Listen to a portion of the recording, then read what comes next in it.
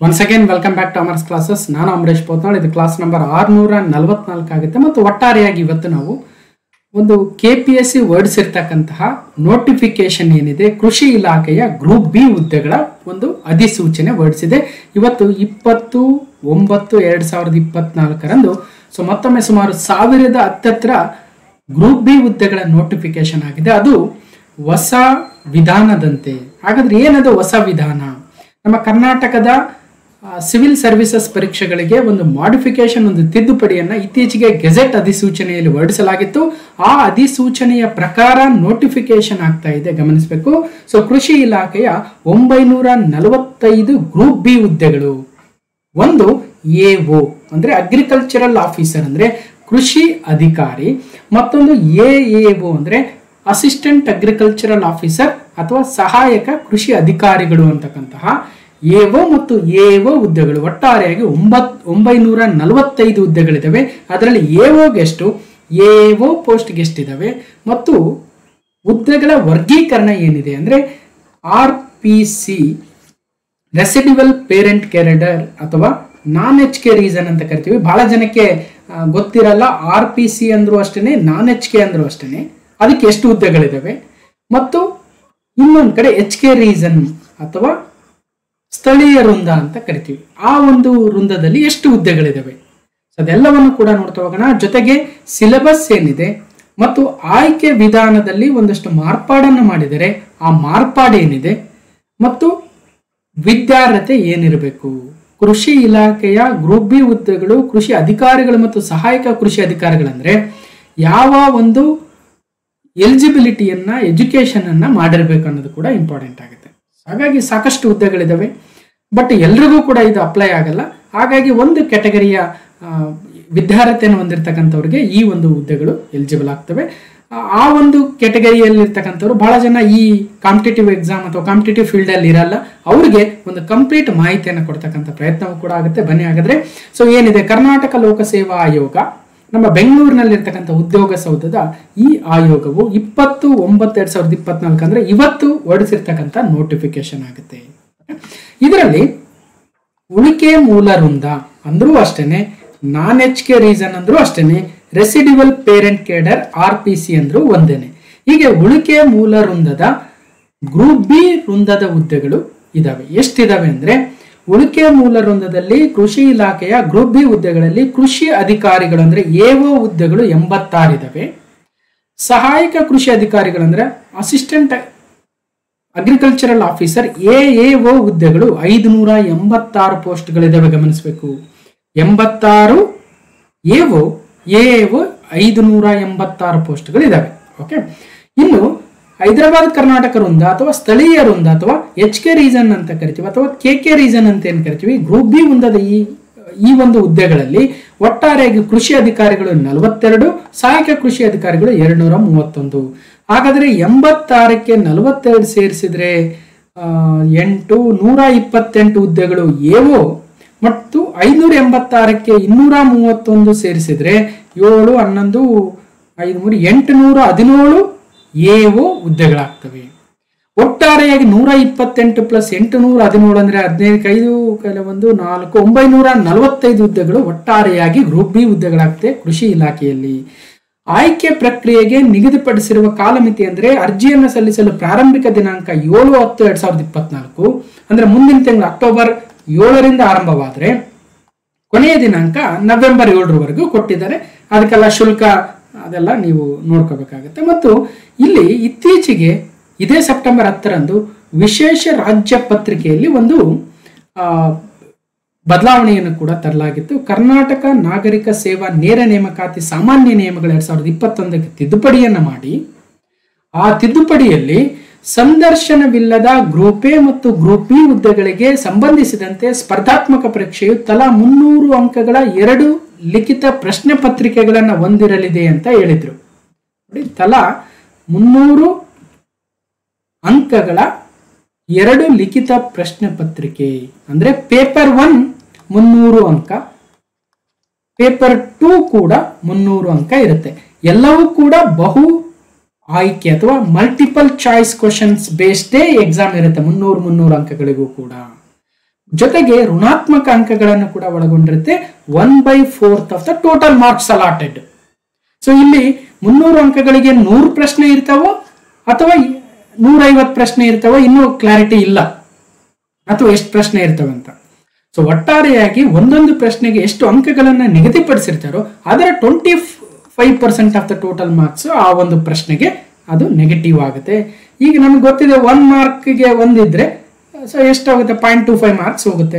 2 ಮಾರ್ಕಿಗೆ ಒಂದು ಕ್ವಶನ್ ಇದ್ರೆ 0.5% ಹೋಗುತ್ತೆ, ಅಂದ್ರೇನು ಅರ್ಧ ಮಾರ್ಕ್ಸ್ ಹೋಗುತ್ತೆ ಅಂತ ಗೊತ್ತಿದೆ ನಮಗೆ. ಸೊ ಹಾಗಾಗಿ ಇಲ್ಲಿ ಇನ್ನೂ ಕ್ಲಾರಿಫಿಕೇಶನ್ ಮುಂದೆ ನೋಡೋಣ. ಇನ್ನು ಸಂದರ್ಶನ ಇರ್ತಕ್ಕಂಥ ಗ್ರೂಪ್ ಎ ಹುದ್ದೆಗಳಿಗೆ ಸಂಬಂಧಿಸಿದಂತೆ ಸ್ಪರ್ಧಾತ್ಮಕ ಪರೀಕ್ಷೆಯ ತಲಾ 300 ಅಂಕಗಳ 2 ಲಿಖಿತ ಪ್ರಶ್ನೆ ಪತ್ರಿಕೆಗಳಂತ ಹೇಳಿದ್ರೆ ಅದು ಡಿಸ್ಕ್ರಿಪ್ಟಿವ್ ಸ್ವರೂಪ ಅಥವಾ ವಿವರಣಾತ್ಮಕ ಸ್ವರೂಪ ಅಂತ ಹೇಳಿದ್ರೆ ಸಂದರ್ಶನ ಇರ್ತಕ್ಕಂತಹ ಗ್ರೂಪ್ ಎ ಹುದ್ದೆಗಳಿಗೆ. ಬಟ್ ಇದಕ್ಕೇನು ಈ ಒಂದು ಕಂಡೀಷನ್ ಅಪ್ಲೈ ಆಗಲ್ಲ.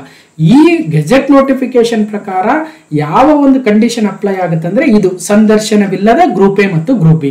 ಹಾಗಾಗಿ ಪೇಪರ್ 1 300 ಅಂಕ, ಪೇಪರ್ 2 ಕೂಡ 300 ಅಂಕ, ಎರಡೂ ಕೂಡ MCQs, ಎರಡರಲ್ಲೂ ಕೂಡ ನೆಗೆಟಿವ್ ಮಾರ್ಕಿಂಗ್ ಇರುತ್ತೆ.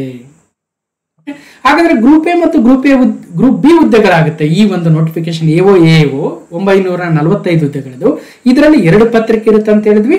ಪತ್ರಿಕೆ 1ರಲ್ಲಿ ಏನು ಸಿಲೆಬಸ್, ಪತ್ರಿಕೆ 2ರಲ್ಲಿ ಏನು ಸಿಲೆಬಸ್ ಅಂತ ನೋಡಬಹುದು. ಸಾಮಾನ್ಯವಾಗಿ ಪತ್ರಿಕೆ 1 ಸಾಮಾನ್ಯ ಪತ್ರಿಕೆ ಇರುತ್ತೆ, ಪ್ರಚಲಿತ ವಿದ್ಯಮಾನಗಳಿರ್ತವೆ ಅಂದ್ರೆ ಕರೆಂಟ್ ಅಫೇರ್ಸ್. ಸಾಮಾನ್ಯ ವಿಜ್ಞಾನ ಇರುತ್ತೆ ಅಂದ್ರೆ ಬೇಸಿಕ್ ಸೈನ್ಸ್. ಕರ್ನಾಟಕ ಇತಿಹಾಸ ಮತ್ತು ಭೂಗೋಳಶಾಸ್ತ್ರ ಅಂದ್ರೆ ಕರ್ನಾಟಕ ಹಿಸ್ಟ್ರಿ ಅಂಡ್ ಜಿಯೋಗ್ರಫಿ ಇರುತ್ತೆ. ಭಾರತದ ಇತಿಹಾಸ ಮತ್ತು ಭೂಗೋಳಶಾಸ್ತ್ರ ಅಂದ್ರೆ Indian history and Indian geography ಇರುತ್ತೆ. ಸಮಾಜ ವಿಜ್ಞಾನ ಇರುತ್ತೆ ಅಂದ್ರೆ ಸಾಮಾನ್ಯ ವಿಜ್ಞಾನ, ಸಮಾಜ ವಿಜ್ಞಾನ. ಸಾಮಾನ್ಯ ಬೌದ್ಧಿಕ ಸಾಮರ್ಥ್ಯ, ಭಾರತದ ಸಂವಿಧಾನ ಇಂಡಿಯನ್ ಕಾನ್ಸ್ಟಿಟ್ಯೂಷನ್, ಸಾರ್ವಜನಿಕ ಆಡಳಿತ ಅಂದ್ರೆ ಪಬ್ಲಿಕ್ ಅಡ್ಮಿನಿಸ್ಟ್ರೇಷನ್ ಅಂಡ್ ಗ್ರಾಮೀಣಾಭಿವೃದ್ಧಿ ಅಂದ್ರೆ ರೂರಲ್ ಡೆವಲಪ್ಮೆಂಟ್, ವಿಜ್ಞಾನ ಮತ್ತು ತಂತ್ರಜ್ಞಾನ ಅಂದ್ರೆ ಸೈನ್ಸ್ ಅಂಡ್ ಟೆಕ್ನಾಲಜಿ, ಭಾರತದ ಅರ್ಥವ್ಯವಸ್ಥೆ ಅಂದ್ರೆ ಇಂಡಿಯನ್ ಎಕಾನಮಿ, ಅಂತಾರಾಷ್ಟ್ರೀಯ ಸಂಬಂಧಗಳಂದ್ರೆ ಇಂಟರ್ನ್ಯಾಷನಲ್ ರಿಲೇಷನ್ಸ್, ಪರಿಸರ ವಿಜ್ಞಾನ ಅಂದ್ರೆ ಎನ್ವಿರಾನ್ಮೆಂಟ್ ಅಂಡ್ ಎಕಾಲಜಿ, ತಾರ್ಕಿಕ ಆಲೋಚನೆ ಅಂದ್ರೆ ಒಂದಷ್ಟು ಮೆಂಟಲ್ ಅಬಿಲಿಟಿ ಪ್ರಶ್ನೆಗಳು, ದೈನಂದಿನ ಗ್ರಹಿಕೆಯ ವಿಷಯಗಳನ್ನ ಮತ್ತು ನಿಗದಿಪಡಿಸಲಾದ ಅರ್ಹತಾ ಪರೀಕ್ಷೆಯಲ್ಲಿ ಉತ್ತೀರ್ಣವಾಗಿರುವ ವ್ಯಕ್ತಿಯಿಂದ ನಿರೀಕ್ಷಿಸಬಹುದಾಗಿರತಕ್ಕಂತಹ ಒಂದಷ್ಟು ಪ್ರಾಯೋಗಿಕ ಜ್ಞಾನ. ಸೊ ಇಷ್ಟೆಲ್ಲ ಕೊಡ್ತಾರೆ, ಬಟ್ ಸಿಲೆಬಸ್ ಅಲ್ಲಿ ಏನ್ ಕೊಟ್ಟಿದ್ದಾರೆ ಇದ್ರ ಪ್ರಕಾರ ಇರಲ್ಲ.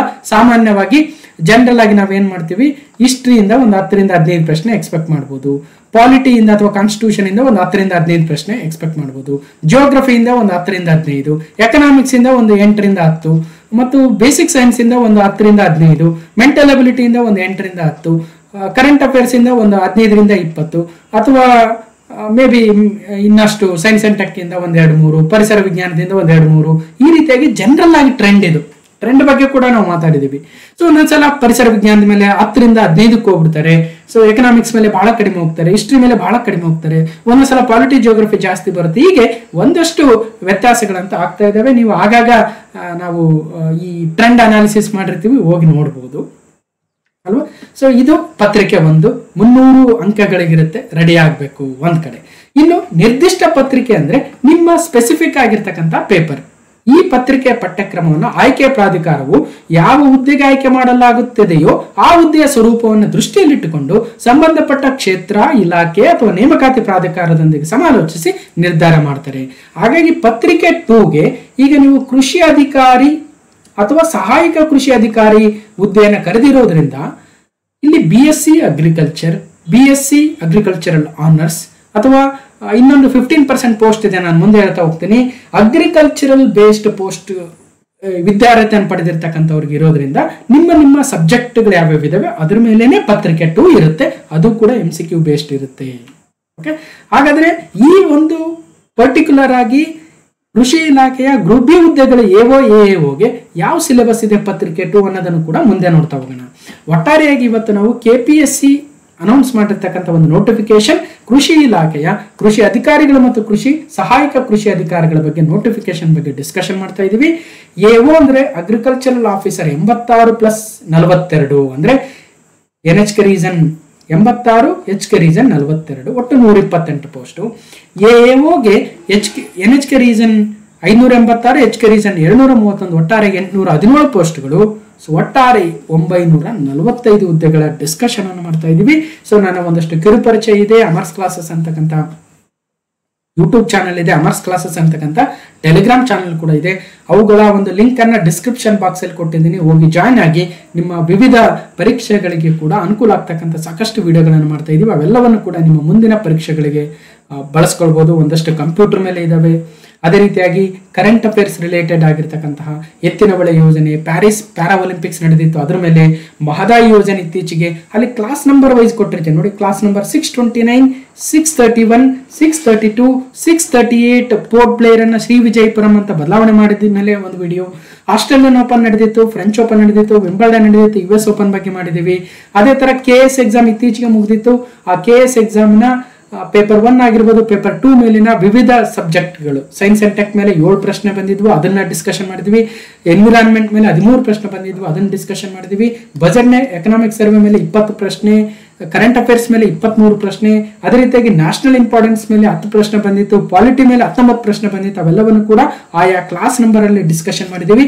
ಈಗ ನಿಮಗೆ ಹೊಸದಾಗಿ ಈ ಒಂದು ಫೀಲ್ಡಿಗೆ ಬರ್ತಾ ಇರ್ತೀರಾ, ನೀವೇ ನಿಮ್ಮದೇ ಆಗಿರ್ತಕ್ಕಂಥ ಏರಿಯಾದಲ್ಲಿದ್ರಿ, ಇವತ್ತು ಕಾಂಪಿಟೇಟಿವ್ ಎಕ್ಸಾಮ್ ಕರೆದಿದ್ದಾರೆ ಅಂತ ಈ ಕಡೆ ಬಂದಿರ್ತೀರಾ. ಸೊ ನಿಮಗೆ ಗೊತ್ತಿರಲ್ಲ ಯಾವ ರೀತಿ ಪ್ರಶ್ನೆ ಬರ್ತವೆ ಅಂತ. ಅಂತವ್ರು ಏನ್ ಮಾಡಬೇಕು, ಇವುಗಳನ್ನ ನೋಡಿ ಪ್ರಶ್ನೆಗಳ ಸ್ವರೂಪ ಹೇಗಿದೆ, ನಾವು ಯಾವ ರೀತಿಯಾಗಿ ರೆಡಿ ಆಗ್ಬೇಕು ಅನ್ನೋದಕ್ಕೆ ಒಂದು ಬ್ಲೂ ಪ್ರಿಂಟ್ ರೀತಿಯಲ್ಲಿ ಈ ಒಂದು ವಿಡಿಯೋಗಳು ನಿಮಗೆ ಸಹಕಾರಿ ಆಗ್ತವೆ. ಇತ್ತೀಚೆಗೆ ನಡೆದಿರ್ತಕ್ಕಂಥ, ಅದರಲ್ಲೂ KPSC ನಡೆಸಿರ್ತಕ್ಕಂಥ ವಿವಿಧ ಪರೀಕ್ಷೆಗಳನ್ನು ಒಂದು ಪ್ರಶ್ನೆ ಪತ್ರಿಕೆಗಳನ್ನ ನೀವು ನೋಡ್ಲೇಬೇಕು. ಅವಾಗ ಮಾತ್ರ ಗೊತ್ತಾಗುತ್ತೆ. ಇಲ್ಲದೆ ಹೋದ್ರೆ ಯಾವುದೋ ಒಂದನ್ನು ನೋಡಿ ನೀವು ಎಕ್ಸಾಮ್ಗೆ ಹೋದ್ರೆ ಗಾಬರಿ ಆಗೋದು ಬಹಳ ಸಹಜ ಆಗುತ್ತೆ. ಸ್ವಲ್ಪ ಎಚ್ಚರಿಕೆ ಇರಲಿ. ಅದೇ ರೀತಿಯಾಗಿ KA ನಡೆಸ್ತಕ್ಕಂಥ ವಿವಿಧ ಪರೀಕ್ಷೆಗಳ ಸೊಲ್ಯೂಷನ್ ಕೂಡ ಇದಾವೆ, ಅದನ್ನು ಕೂಡ ನೋಡಿ. ಜೊತೆಗೆ ಬೇರೆ ಬೇರೆ ವಿಡಿಯೋಸ್ ಇದಾವೆ, ಅವೆಲ್ಲವನ್ನು ಕೂಡ ನೋಡಿ ನಿಮ್ಮ ಪರೀಕ್ಷೆಗೆ ಸಿದ್ಧತೆಯನ್ನು ಮಾಡಿಕೊಳ್ಳಿ ಅಂತ ಹೇಳ್ತಾ. ಸೊ ಅದು ಬಜೆಟ್ ಮೇಲೆ ಆಗಿರ್ಬೋದು, ಎಕನಾಮಿಕ್ ಸರ್ವೆ ಮೇಲೆ ಆಗಿರ್ಬೋದು, ಸೈನ್ಸ್ ಅಂಡ್ ಟೆಕ್ ಆಗಿರ್ಬೋದು, ಅಥವಾ ಪಾಲಿಟಿ ಮೇಲೆ ಆಗಿರ್ಬೋದು. ಕರೆಂಟ್ ಅಫೇರ್ಸ್ ಅಂತೂ 2024 ಅಷ್ಟೇ ಅಲ್ಲ, 2023 ಜನವರಿಯಿಂದ ಹಿಡಿದು ಪ್ರತಿ ತಿಂಗಳು ಕೂಡ ನಾವು ಕರೆಂಟ್ ಅಫೇರ್ಸ್ಗಳನ್ನು ಮಾಡ್ತಾ ಇದ್ದೀವಿ. ಸೊ ಅದೇ ರೀತಿಯಾಗಿ 2024 ಈಗ ಆಗಸ್ಟ್ ಮುಗಿದಿದೆ, ಸೆಪ್ಟೆಂಬರ್ ಅಲ್ಲಿ ಈಗ ಆಲ್ರೆಡಿ 8 ಭಾಗಗಳನ್ನು ಮಾಡಿದೀವಿ. ಕರ್ನಾಟಕದ ಬಜೆಟ್ ಇದೆ, ಎಕನಾಮಿಕ್ ಸರ್ವೆ ಇದೆ, ಭಾರತದ ಬಜೆಟ್ ಇದೆ, ಭಾರತದ ಎಕನಾಮಿಕ್ ಸರ್ವೆ ಇನ್ನಷ್ಟು ಬ್ಯಾಲೆನ್ಸ್ ಇದಾವೆ, ನೋಡೋಣ ಅಂತ ಹೇಳ್ತಾ. ಸೊ ಈ ಎಲ್ಲ ಒಂದು ಮಾಹಿತಿಯನ್ನ ನೀವು ನೋಡ್ಬೋದು. ಜೊತೆಗೆ ನಮ್ಮ ಟೀಮ್ಗೂ ಕೂಡ ನಿಮ್ಮ ಬೆಂಬಲವನ್ನ ನೀಡಿ ಅಂತ ಹೇಳ್ತಾ. ಸೊ ಇಲ್ಲಿ ಜಾಯಿನ್ ಬಟನ್ ಇದೆ, ಜಾಯಿನ್ ಬಟನ್ ಮೇಲೆ ಕ್ಲಿಕ್ ಮಾಡೋ ಮೂಲಕ ಸೊ ನಮ್ಮ ಟೀಮ್ಗೂ ಕೂಡ ಬೆಂಬಲ ನೀಡಿ. ನಿಮ್ಗೆ ಏನೇ ತೊಂದರೆ ಅಥವಾ ಪ್ರಿಪರೇಷನ್ಗೆ ಏನೇ ಒಂದಷ್ಟು ಡೌಟ್ಸ್ಗಳಿದ್ರೆ ನನ್ನ email ID, so email ID ಪ್ರತಿ ಸ್ಲೈಡಲ್ಲೂ ಕೂಡ ಇದೆ, amaresh.potnal@gmail.com ಅಂತ. ಸೊ ನೀವು ಇಮೇಲ್ ಕಳಿಸಿ, ವಿತ್ ಯುವರ್ ಫೋನ್ ನಂಬರ್ ಕಳಿಸಿದ್ರೆ ನಾವೇ ನಿಮಗೆ ಕಾಂಟ್ಯಾಕ್ಟ್ ಮಾಡ್ತಕ್ಕಂಥ ಪ್ರಯತ್ನವನ್ನು ಮಾಡ್ತೀವಿ ಅಂತ ಹೇಳ್ತಾ.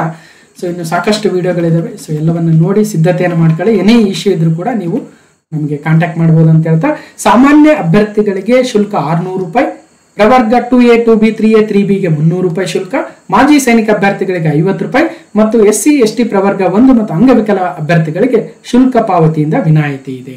ಸೊ ಇಡೀ ನೋಟಿಫಿಕೇಶನ್ ಒಂದ್ಸಲ ನೀವೇ ಡೌನ್ಲೋಡ್ ಮಾಡ್ಕೊಂಡು ನಿಧಾನವಾಗಿ ಹಂತ ಹಂತವಾಗಿ ಎಲ್ಲವನ್ನು ಕೂಡ ಓದಿ, ಅದೇ ರೀತಿಯಾಗಿ ಅಪ್ಲಿಕೇಶನ್ ಕೂಡ ಹಾಕಿ, ಮತ್ತು ಅಲ್ಲಿ ಷರತ್ತುಗಳಿದಾವೆ ಅಥವಾ ಅಪ್ಲಿಕೇಶನ್ ಡಾಕ್ಯುಮೆಂಟ್ಸ್ ಯಾವ ರೀತಿಯಾಗಿರ್ಬೇಕು, ಏನೇನು ಸ್ಟೆಪ್ಸ್ ಇರಬೇಕು, ರಿಜಿಸ್ಟ್ರೇಷನ್ ಆಗೋದು ಹೆಂಗೆ, ಅದೆಲ್ಲವೂ ಕೂಡ ಬಹಳ ಈಸಿ ಆಗಿದೆ. ನೀವೆಲ್ಲ BSc ಓದಿರ್ತೀರ, ನಿಮಗೆಲ್ಲ ಈಸಿಯಾಗಿ ಅಪ್ಲಿಕೇಶನ್ ಹಾಕೋದಕ್ಕೆ, ಅಥವಾ ಆಲ್ರೆಡಿ ಬಹಳಷ್ಟು ಜನ ಅಪ್ಲಿಕೇಶನ್ ಕೂಡ ಹಾಕಿರ್ಬೋದು. ಇನ್ನು ಆಯ್ಕೆಯ ವಿಧಾನ, ಸ್ಪರ್ಧಾತ್ಮಕ ಪರೀಕ್ಷೆಗಳಲ್ಲಿ ಗಳಿಸಿದ ಅಂಕಗಳ ಶೇಕಡಾವಾರು ಪ್ರಮಾಣದ ಆಧಾರದ ಮೇಲೆ, on the basis of the percentage of marks secured in the competitive examination, ಮತ್ತು ಚಾಲ್ತಿಯಲ್ಲಿರ್ತಕ್ಕಂಥ ಎಲ್ಲ ಮೀಸಲಾತಿ ನಿಯಮಗಳ ಅನ್ವಯ ಆಯ್ಕೆ ಮಾಡಲಾಗುತ್ತೆ. ಇಲ್ಲಿ ಕನ್ನಡ ಭಾಷಾ ಪರೀಕ್ಷೆ ಕೂಡ ಇರುತ್ತೆ. ಅಂದ್ರೆ ಯಾವುದೇ ಪರೀಕ್ಷೆಯನ್ನ ಪಾಸ್ ಆಗೋಕ್ಕೆ ಮುಂಚೆ ಕನ್ನಡ ಭಾಷಾ ಪರೀಕ್ಷೆಯನ್ನು ಪಾಸ್ ಆಗಬೇಕು. ಯಾರೇ ಅಭ್ಯರ್ಥಿಗಳು ಕನ್ನಡ ಭಾಷಾ ಪರೀಕ್ಷೆಯಲ್ಲಿ ಅರ್ಹತೆಯನ್ನು ಪಡೆಯದ ಹೊರತು ಅವರು ಆಯ್ಕೆಗೆ ಅರ್ಹರಾಗೋದಿಲ್ಲ. ಹಾಗಾಗಿ ಕಡ್ಡಾಯ ಕನ್ನಡ ಭಾಷಾ ಪರೀಕ್ಷೆ 150 ಅಂಕಗಳಿಗಿರುತ್ತೆ. ಬೇಸಿಕ್ SSLC ಪ್ರಥಮ ಭಾಷೆ ಕನ್ನಡದ ಮಾನದಂಡವನ್ನು ಇರಿಸಿಕೊಂಡು ಪ್ರಶ್ನೆ ಪತ್ರಿಕೆ ಇರುತ್ತೆ, ಒಂದಷ್ಟು ಪ್ಯಾಸೇಜ್ ಇರುತ್ತೆ, ಒಂದಷ್ಟು ಹೇಳಿಕೆಗಳು ಅವು ಇವು ಇರುತ್ತವೆ. ನೋಡಿ ಬೇಕಾದ್ರೆ ಒಂದು ಎಕ್ಸಾಂಪಲ್, ಮಿನಿಮಮ್ 50 ಮಾರ್ಕ್ಸ್ ತೆಗಿಬೇಕು. ಮತ್ತು ಈಗ ಆಲ್ರೆಡಿ ಯಾರಾದರೂ ಬರೆದು ಪಾಸ್ ಆಗಿದ್ರೆ ಅದರ ಪಾಸ್ ಆಗಿರ್ತಕ್ಕಂಥ ಒಂದು ರಿಜಿಸ್ಟರ್ ನಂಬರ್ ಅವೆಲ್ಲ ಹಾಕಿದ್ರೆ ಮತ್ತೆ ಬರೀತಕ್ಕಂಥ ಅವಶ್ಯಕತೆ ಇಲ್ಲ. ಸೊ ಯಾರಾದರೂ ಬರೆದಿಲ್ಲ ಈಗ ಆಲ್ರೆಡಿ ಕನ್ನಡ ಭಾಷಾ ಪರೀಕ್ಷೆಯನ್ನು 150 ಅಂಕಗಳಿಗಿರುತ್ತೆ, 50 ಕನಿಷ್ಠ ಅಂಕಗಳನ್ನು ಪಡಿಬೇಕು. ಸೊ ಯಾರು ಬರೆದಿಲ್ಲ ಬರೀರಿ, ಆಲ್ರೆಡಿ ಬರೆದು ಪಾಸ್ ಆಗಿದ್ರೆ ಅದರ ಡೀಟೇಲ್ಸ್ ಅನ್ನ ನೀವು ಅಪ್ಲಿಕೇಶನ್ ಅಲ್ಲಿ ಫಿಲ್ ಮಾಡಿ. ಇನ್ನು ಸ್ಪರ್ಧಾತ್ಮಕ ಪರೀಕ್ಷಾ ವಿಧಾನ ಈಗ ಆಲ್ರೆಡಿ ನೋಡಿದ್ವಿ, 2 ಪೇಪರ್ ಇರುತ್ತೆ, ತಲಾ 300 ಅಂಕಗಳು, 2 ಕೂಡ MCQ ಬೇಸ್ಡೇ ಇರುತ್ತೆ, ಮತ್ತು ಋಣಾತ್ಮಕ ನೆಗೆಟಿವ್ ಮಾರ್ಕಿಂಗ್ ಕೂಡ ಇದೆ. ಸಾಮಾನ್ಯ ಪತ್ರಿಕೆ ಅಂತಕ್ಕಂಥದ್ದು 300 ಅಂಕಗಳಿರುತ್ತೆ, 1.5 ಗಂಟೆ ಟೈಮ್. ಇಲ್ಲಿ ಎಷ್ಟು ಪ್ರಶ್ನೆಗಳಂತ ಹೇಳಿಲ್ಲ, ಗಮನಿಸ್ಬೇಕು. ಎಲ್ಲಾದ್ರೂ 100 ಪ್ರಶ್ನೆನ 105 ಪ್ರಶ್ನೆ ಅಂತ ಎಲ್ಲೂ ಇಲ್ಲ ಅನ್ಸುತ್ತೆ. ಇದ್ರೆ ನೀವೇ ಒಂದ್ಸಲ ನನಗೆ ಹೇಳಿ. ಇನ್ನು ನಿರ್ದಿಷ್ಟ ಪತ್ರಿಕೆ ಅಥವಾ ಸ್ಪೆಸಿಫಿಕ್ ಪೇಪರ್ ಕೂಡ 300 ಅಂಕಗಳಿಗೆ 2 ಗಂಟೆ ಕೊಟ್ಟಿರ್ತಾರೆ. ಇನ್ನು ಸ್ಪರ್ಧಾತ್ಮಕ ಪರೀಕ್ಷೆ ಪಠ್ಯಕ್ರಮವನ್ನ ನೀವು KPSC ವೆಬ್ಸೈಟ್ಗೆ ಹೋಗಿ ಅಲ್ಲಿ ಪಠ್ಯಕ್ರಮ ಅಂತ ಇರುತ್ತೆ, ಅಲ್ಲಿ ಕ್ಲಿಕ್ ಮಾಡಿದ್ರು ಕೂಡ ಡೌನ್ಲೋಡ್ ಮಾಡ್ಕೋಬಹುದು, ಅಥವಾ ಟೆಲಿಗ್ರಾಮ್ ಚಾನಲ್ ಅಲ್ಲಿ ನಾನೇ ಅಪ್ಲೋಡ್ ಮಾಡ್ತೀನಿ. ಜೊತೆಗೆ ಈ PDF ನಾನೇನು ಹೈಲೈಟ್ ಮಾಡಿದ್ದೀನಿ, ಈ PDF ಅನ್ನು ಕೂಡ ಟೆಲಿಗ್ರಾಮ್ ಚಾನಲ್ ಅಲ್ಲಿ ಹಾಕ್ತೀನಿ, ಅಲ್ಲಿಂದ ನೀವು ಡೌನ್ಲೋಡ್ ಮಾಡ್ಕೋಬಹುದು. ಇನ್ನು ಪ್ರಶ್ನೆ ಪತ್ರಿಕೆಗಳು ಕನ್ನಡ ಮತ್ತು ಇಂಗ್ಲಿಷ್ ಎರಡೂ ಭಾಷೆಯಲ್ಲಿ ಇರ್ತವೆ. ಕನ್ನಡದಲ್ಲಿ ನಿಮಗೆ ಗೊಂದಲ ಅನಿಸಿದ್ರೆ ಇಂಗ್ಲಿಷ್ ಭಾಷೆಯನ್ನು ನೋಡಬೇಕು, ಇಂಗ್ಲಿಷ್ ಭಾಷೆಯಲ್ಲಿ ಏನು ಕೊಟ್ಟಿರ್ತಾರೆ ಅದೇ ಫೈನಲ್ ಅಂತ. ಜೊತೆಗೆ ಇಲ್ಲಿ ಅಭ್ಯರ್ಥಿಯು ಅರ್ಹತೆಗಾಗಿ ಸ್ಪರ್ಧಾತ್ಮಕ ಪರೀಕ್ಷೆಯಲ್ಲಿನ ಒಟ್ಟು ಅಂಕಗಳಲ್ಲಿ ಕನಿಷ್ಠ 35 ಮಾರ್ಕ್ ಅನ್ನಂತೂ ಪಡಿಲೇಬೇಕು. ಅಂದ್ರೆ 300ಕ್ಕೆ 105 ಮಾರ್ಕ್ಸ್ ಪೇಪರ್ 1 ನಲ್ಲಿ, 300ಕ್ಕೆ 105 ಮಾರ್ಕ್ಸ್ ಪೇಪರ್ 2 ಅಲ್ಲೂ ಕೂಡ ಪಡಿಲೇಬೇಕು ಅಂತ ಅನ್ಸುತ್ತೆ. ನೋಡೋಣ. ಸೊ ಮಿನಿಮಮ್ 35% ಅಂದ್ರೆ ಒಟ್ಟಾರೆಯಾಗಿ 600 ಮಾರ್ಕ್ಸ್ಗೆ 35% ಅಥವಾ ಒಂದೊಂದರಲ್ಲಿ 35% ಮಿನಿಮಮ್ ಅನ್ನೋದು ಕೂಡ ಇಲ್ಲಿ ಗೊಂದಲ ಇದೆ. ಮಿನಿಮಮ್ ಅಂತ 105 ಮಾರ್ಕ್ಸ್ ತೆಗಿಬಹುದು, ತೆಗಿತೀರಾ ಚೆನ್ನಾಗಿ ಓದಿದ್ರೆ. ಓಕೆ, ಅದ್ರ ಬಗ್ಗೆ ಅಷ್ಟೇನು ವರಿ ಮಾಡ್ಕೊಳ್ಳೋ ಅವಶ್ಯಕತೆ ಇಲ್ಲ. ಓಕೆ, ಇನ್ನು ಆನ್ಲೈನ್ ಇರುತ್ತೆ ಎಕ್ಸಾಮ್, ಆಫ್ಲೈನ್ ಅಂದ್ರೆ ಜನರಲ್ ಆಗಿ ಆಫ್ಲೈನ್ ಎಕ್ಸಾಮೇ ಮಾಡ್ತಾ ಇದೆ KPSC. ಒಂದ್ ವೇಳೆ ಅಷ್ಟೊಳಗಡೆ ಏನಾದರೂ ಆನ್ಲೈನ್ ಎಕ್ಸಾಮ್ ತಂದ್ರೆ ಇದ್ರೂ ಇರ್ಬೋದು. ಒಟ್ಟಾರೆಯಾಗಿ ಕಾಲಕ್ಕೆ ನಿಮಗೆ ಒಂದು ಇನ್ಫಾರ್ಮೇಶನ್ ಕೊಡ್ತಾ ಹೋಗ್ತಾರೆ, ವೆಬ್ಸೈಟ್ ಅನ್ನ ಫಾಲೋ ಮಾಡ್ತಾ ಹೋಗಿ. ಇನ್ನು ಎಲ್ಲೆಲ್ಲಿ ಪರೀಕ್ಷಾ ಕೇಂದ್ರ ಇರುತ್ತೆ ಅಂದ್ರೆ ನಮ್ಮ ರಾಜ್ಯದ ವಿವಿಧ ಜಿಲ್ಲಾ ಕೇಂದ್ರಗಳಲ್ಲಿ ನಡೆಸ್ತಾರೆ, ಅದನ್ನು ಕೂಡ ನಂತರ ನಿಮಗೆ ತಿಳಿಸ್ತಾರೆ. ಇಲ್ಲಿ ಕೃಷಿ ಅಧಿಕಾರಿ ಮತ್ತು ಸಹಾಯಕ ಕೃಷಿ ಅಧಿಕಾರಿ 85% ಹುದ್ದೆಗಳಿಗೆ ಒಂದು ವಿದ್ಯಾರ್ಹತೆ ಇದೆ. ಅದೇ ರೀತಿಯಾಗಿ ಕೃಷಿ ಮತ್ತು ಸಹಾಯಕ ಕೃಷಿ ಅಧಿಕಾರಿಯ 15% ಹುದ್ದೆಗಳಿಗೆ ಒಂದು ನಿರ್ದಿಷ್ಟ ಎಜುಕೇಶನ್ ಕ್ವಾಲಿಫಿಕೇಶನ್ ಇದಾವೆ. ಸೊ ಹಾಗಾಗಿ 85% ಪೋಸ್ಟ್ಸ್ ಏನಿದಾವೆ ಅವ್ರಿಗೆ ಬೇರೆ ಪೇಪರು, 15% ಪೋಸ್ಟ್ಗಳಿಗೆ ಎಲಿಜಿಬಲ್ ಇದಿರಲ್ವಾ ನಿಮಗೆ ಬೇರೆ ಪೇಪರು. ಇನ್ನು ಕನ್ನಡ ಭಾಷಾ ಪರೀಕ್ಷೆ ಸೇಮ್ ಮತ್ತು ಸಾಮಾನ್ಯ ಪತ್ರಿಕೆ ಮಾತ್ರ ಎಲ್ರಿಗೂ ಸೇಮ್ ಇರುತ್ತೆ. ನಂತರ ಹೇಳ್ತೀನಿ ಅದೇನಂತ. ಇನ್ನು ಮೂಲ ದಾಖಲೆಗಳನ್ನ ರೆಡಿ ಮಾಡಿಟ್ಕೊಳ್ಳಿ. ಶೈಕ್ಷಣಿಕ ವಿದ್ಯಾರ್ಥಿ ಕೊನೆಯ ದಿನಾಂಕ ಏನು ನಿಗದಿಪಡಿಸಿದ್ದಾರೆ 7/11/2024 ಅಷ್ಟೊಳಗಡೆ ನಿಮ್ಮ ವಿದ್ಯಾರ್ಥಿಯನ್ನ ಪಾಸ್ ಆಗಿರ್ಬೇಕು. ಜೊತೆಗೆ ಎಲ್ಲ ಡಾಕ್ಯುಮೆಂಟ್ಗಳನ್ನು ಕೂಡ ರೆಡಿ ಇಟ್ಕೊಂಡಿರ್ಬೇಕು ಮತ್ತು 18 ವರ್ಷ ಮಿನಿಮಮ್ ಆಗಿರ್ಬೇಕು. ಹೌದು, BSc ಆಗ್ಬೇಕಂದ್ರೆ 18 ವರ್ಷ ಆಗಿರುತ್ತೆ. ಮತ್ತು 3 ವರ್ಷಗಳ ಸಡಿಲಿಕೆಯನ್ನು ಕೂಡ ಕೊಟ್ಟಿದ್ದಾರೆ. ಹಿಂದೆ ಸಾಮಾನ್ಯ ಅರ್ಹತೆಗೆ 35 ವರ್ಷ ಇತ್ತು, ಈಗ 38 ವರ್ಷ ಮಾಡಿದ್ದಾರೆ. 2A 2B 3A 3Bಗೆ 38 ವರ್ಷ ಇತ್ತು, 41 ಮಾಡಿದ್ದಾರೆ, 3 ವರ್ಷ ಸಡಿಲಿಕೆ. SC ST ಕ್ಯಾಟಗರಿ 1 ಅವರಿಗೆ 43 ವರ್ಷ, 40 ಇತ್ತು, 3 ವರ್ಷ ಸಡಿಲಿಕೆ. ಇತ್ತೀಚೆಗೆ ಮತ್ತೊಂದು ಗೆಜೆಟ್ ನೋಟಿಫಿಕೇಶನ್ ಬಂದಿತ್ತು, ಅದರಲ್ಲಿ ಗ್ರೂಪ್ ಸಿ ಮತ್ತು ಗ್ರೂಪ್ ಬಿ ಹುದ್ದೆಗಳಿಗೆ 1 ಬಾರಿ ಅನ್ವಯವಾಗುವಂತೆ ಗರಿಷ್ಠ ವಯೋಮಿತಿಯನ್ನ 3 ವರ್ಷಗಳವರೆಗೆ ಸಡಿಲಿಕೆಯನ್ನು ಮಾಡಲಾಗಿದೆ ಅಂತ ಸರ್ಕಾರ ಆದೇಶವನ್ನು ಕೂಡ ಹೊರಡಿಸಿತ್ತು. ಆ ಮೂಲಕ ಆ ಆದೇಶವನ್ನು ಮತ್ತು 300 ಅಂಕಗಳ ಪತ್ರಿಕೆ ಇರಬೇಕಂತಕ್ಕಂಥ ಗೆಜೆಟ್ ನೋಟಿಫಿಕೇಶನ್ ಕೂಡ ಇದರಲ್ಲಿ ಅಪ್ಲೈ ಮಾಡಿಕೊಂಡೇ ನೋಟಿಫಿಕೇಶನ್ ಕೊಟ್ಟಿರ್ತಕ್ಕಂಥದ್ದನ್ನ ಗಮನಿಸಬಹುದು. ಹಾಗಾದ್ರೆ ಎಷ್ಟು ಹುದ್ದೆ, ಯಾವ ಹುದ್ದೆಗೆ ಏನ್ ಸ್ಯಾಲರಿ ಇದೆ, ಏನು ವಿದ್ಯಾರ್ಹತೆ ಇದೆ, ಯಾವ ಯಾವ ಕ್ಯಾಟಗರಿಗೆ ಎಷ್ಟೆಷ್ಟು ಹುದ್ದೆಗಳಿದಾವೆ. ಈಗ ಮೊದಲನೇದಾಗಿ ನಾವು non-HK ರೀಸನ್ನ ಕೃಷಿ ಅಧಿಕಾರಿಗಳು ಹುದ್ದೆಗೆ ಹೋಗೋಣ. ವೇತನ ಶ್ರೇಣಿ ಅಂದ್ರೆ 43,100 ವೇತನ ಶ್ರೇಣಿ ಆಗುತ್ತೆ. ಇದಕ್ಕೆ ಮತ್ತೆ DA HRA ಎಲ್ಲ ಸೇರುತ್ತೆ, ಒಳ್ಳೆ ಸ್ಯಾಲರಿ ಕೂಡ ಇದೆ. ಇದು ಗ್ರೂಪ್ ಬಿ ಪೋಸ್ಟ್. ಇದರಲ್ಲಿ ಮತ್ತೆ 85% ಹುದ್ದೆಗಳು, 85% ಹುದ್ದೆಗಳು, ಒಟ್ಟು ಹುದ್ದೆಗಳಿರ್ತಕ್ಕಂಥದ್ದು 86. ಆ 86 ಹುದ್ದೆಗಳಲ್ಲಿ 73 ಹುದ್ದೆಗಳಿಗೆ BSc ಅಗ್ರಿಕಲ್ಚರ್ ಆಗಿರ್ಬೇಕು, BSc ಕೃಷಿ ಅಥವಾ BSc ಆನರ್ಸ್ ಕೃಷಿ ಆಗಿರ್ಬೇಕು. ಗಮನಿಸಬೇಕು, ಓನ್ಲಿ BSc ಅಗ್ರಿಕಲ್ಚರ್ ಆಗಿರೋರಿಗೆ ಮಾತ್ರ 73 ಹುದ್ದೆಗಳಿದಾವೆ. ಅದರಲ್ಲಿ 71 ರೆಗ್ಯುಲರು, ಇನ್ನ 2 ಬ್ಯಾಕ್ಲಾಗ್ ಇದಾವೆ. ಗಮನಿಸಬೇಕು. ಓಕೆ, ಸೊ ಹಾಗಾದ್ರೆ ವಿದ್ಯಾರ್ಥಿ ಏನಂತ ಗೊತ್ತಾಯ್ತು, BSc ಅಗ್ರಿಕಲ್ಚರ್. ಸೊ ಆ 2 ಉಳಿಕೆ ಮೂಲ ವೃಂದದ ಹುದ್ದೆಗಳಲ್ಲಿ ಯಾರ್ಯಾರಿಗೆ ಮೀಸಲು ಅನ್ನೋದನ್ನ ಕಾಣಬಹುದು.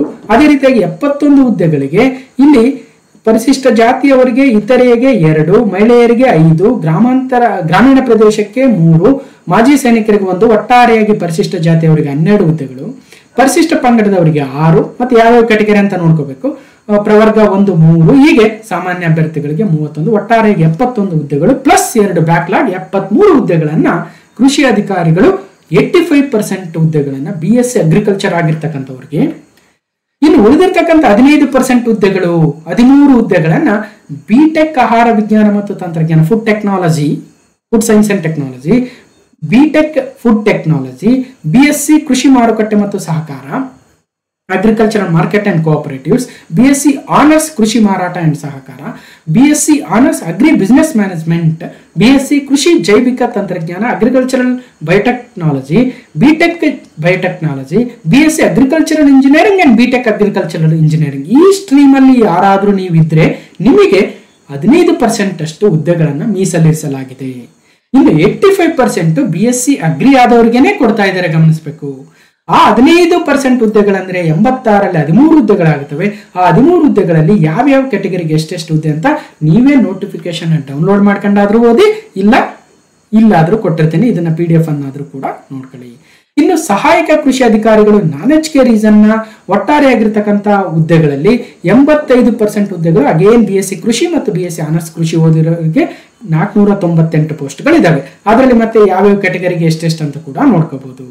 ಮತ್ತೆ ಅದರಲ್ಲಿ 15% ಇದೆಯಲ್ವಾ, ಸೊ ಅಗೇನ್ ಬಿಟೆಕ್ BSc ಯಾವ್ಯಾವ ಕ್ಯಾಟಗರಿ ಅಂತ ನೋಡ್ಬೋದು. ಯಾವ್ಯಾವ ಎಜುಕೇಶನ್ ಕ್ವಾಲಿಫಿಕೇಶನ್ ಸೇಮ್ ಇದೆ.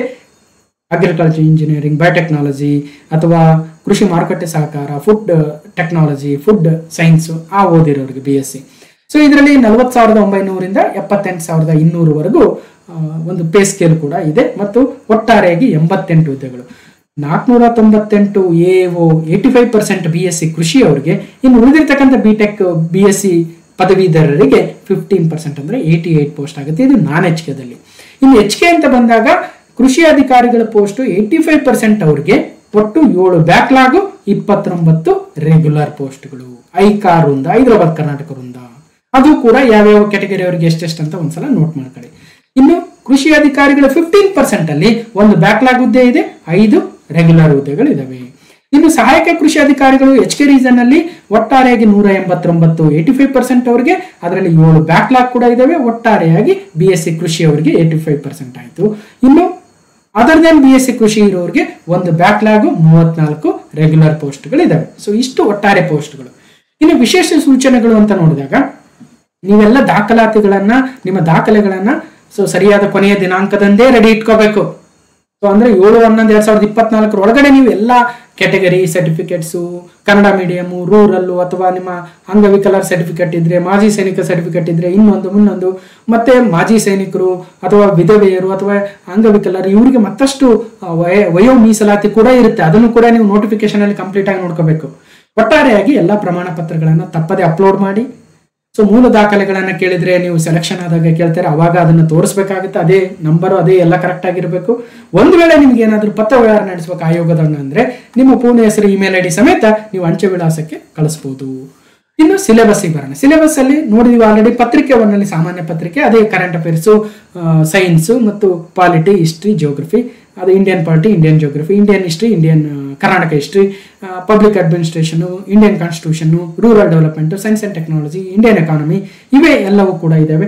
ಸೊ ಅದೆಲ್ಲವನ್ನು ಕೂಡ ನೀವು ಹಳೆ ಪೇಪರ್ಗಳನ್ನ ನೋಡಿದ್ರೆ ನಿಮ್ಗೊಂದು ಐಡಿಯಾ ಬರುತ್ತೆ ಅಂತ ಹೇಳ್ತಾ, ಇನ್ನು ಸ್ಪೆಸಿಫಿಕ್ ಪೇಪರ್ ಬಂದ್ರೆ ಅದರಲ್ಲಿ 85% ಏನಿದೆ ಅಲ್ವಾ, BSc ಅಗ್ರಿ ಆದವರಿಗೆ ಆಗ್ರಾನಮಿ ಸಬ್ಜೆಕ್ಟ್ ಇದೆ, ಅಥವಾ ಅಗ್ರಿಕಲ್ಚರಲ್ ಎಕನಾಮಿಕ್ಸ್ ಇದೆ, ಅಗ್ರಿಕಲ್ಚರಲ್ ಇಂಜಿನಿಯರಿಂಗ್ ಇದೆ.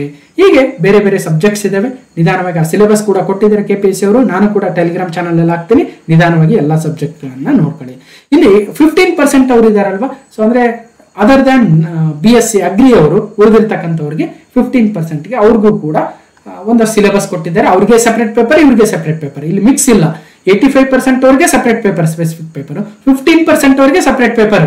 ಓಕೆ, ಸೊ ನಿಮಗೆ ಏನಿದೆ ಅಗ್ರಿಕಲ್ಚರಲ್ ಮಾರ್ಕೆಟಿಂಗು, ಇನ್ನು ಬೇರೆ ಬೇರೆ ಸಬ್ಜೆಕ್ಟ್ಗಳು ಕೂಡ ಇದಾವೆ. ಸೊ ಇಷ್ಟು ಒಟ್ಟಾರೆಯಾಗಿ 945 ಗ್ರೂಪ್ ಬಿ ಪೋಸ್ಟ್ಗಳು ಪರ್ಟಿಕ್ಯುಲರ್ ಆಗಿ BSc ಅಗ್ರಿ ಅಥವಾ BSc ಕೃಷಿ ರಿಲೇಟೆಡ್ ಆಗಿರ್ತಕ್ಕಂಥದ್ದು. ಸೊ ಯಾರು ಇದಕ್ಕೆ ಎಲಿಜಿಬಲ್ ಇದ್ದೀರಾ ಅಪ್ಲೈ ಮಾಡಿ.